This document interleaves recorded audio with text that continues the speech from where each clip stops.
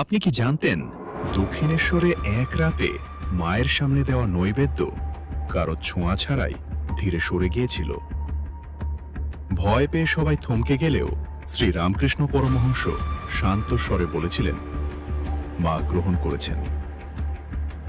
সন্ধ্যার পর পঞ্চবটির পথ ঢেকে যেত গভীর নীরবতায়।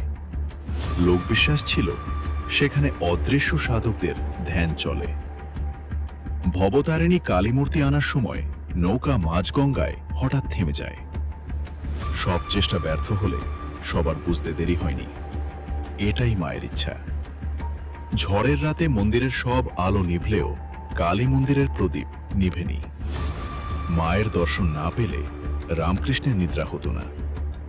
আর তিনি বলতেন, দক্ষিণেশ্বর সবাইকে ডাকে না কিনা, যাকে ডাক আসে সে নিজে থেকেই পথ খুঁজে নেয়।